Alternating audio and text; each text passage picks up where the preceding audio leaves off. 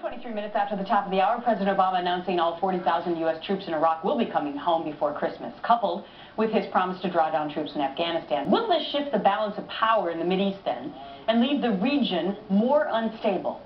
Joining me now with some insight is Senior Fellow at the Center for Advanced Defense Studies, Lieutenant Colonel Tony Shaffer. Good to see you. Good to see you, Gretchen. All right, so let's go down the list of Middle Eastern countries that you feel are so pivotal in this whole discussion, starting with Iraq. Do you label that stable or unstable? I consider it stable at this point, Gretchen, because, frankly, the Iranians are clearly out to increase their level of support. Unstable, because they're out to create more havoc for us in that region. And let's be brutally honest here, North Korea is a similar situation. We still have 38,000 people in South Korea trying to secure that area.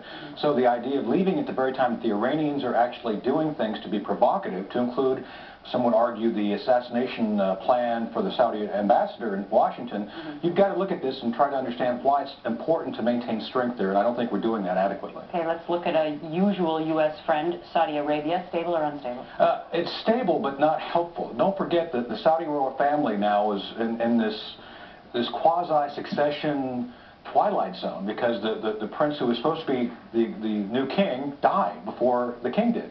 So now we don't know how stable they're going to be as they go through this, and they are a key ally which we may not be able to depend upon. And the prince's brother more radical than the prince who died. Nothing good there. Libya. After yesterday in the news that they may impose Sharia law and you can marry up to 4 wives, I understand you're unstable. Well, they went from a concept of freedom, and now they have to go to the cohesion of governance. I'm not convinced they can. There's 20,000 man-portable surface-to-air missiles, which, by the way, were used before in terrorist attacks, Mombasa 2002.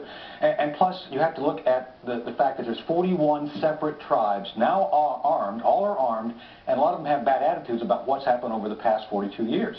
So the question becomes, can they reestablish social order and good governance quickly? This is the thing I don't believe they can do rapidly. Okay. Afghanistan, you also label as unstable. I'm getting nervous, Tony, because all the rest of these I think are going to be unstable. Well, Afghanistan is a basket case and always will be. The only people who would benefit, only country would benefit from a stable Afghanistan is the Chinese.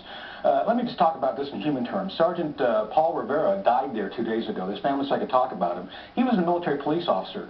Gretchen, he shouldn't have been there. The idea is this is a special operations war with an ally who's not really an ally. We've got the Pakistanis who have been doing things with the Akani network as a proxy, and so as long as we have the Pakistanis not being helpful, we cannot achieve any permanent, stable Afghanistan objectives. And that's why you also label Pakistan unstable. I mean, I think after the killing of Osama bin Laden, and then they put the people responsible who may have helped the United States in giving us information in jail, it was pretty obvious that they're not necessarily our friend. Well, we have to understand Pakistan from Pakistan's perspective. They are out for themselves. Every nation state always will act in its own self-interest. This is what we've neglected to understand over the past 10 years. Great point. So we need to focus on, because of the fact that they got nuclear weapons and they have a very radical population who's moving in that direction right now. Now, what about Syria? Because the administration here has said Assad has to leave, but not really doing anything to make that happen. You call it unstable. I do, and Robert Ford, the ambassador there, was pulled out yesterday. He's a great guy from the guys I talked to at the State Department about this. The problem is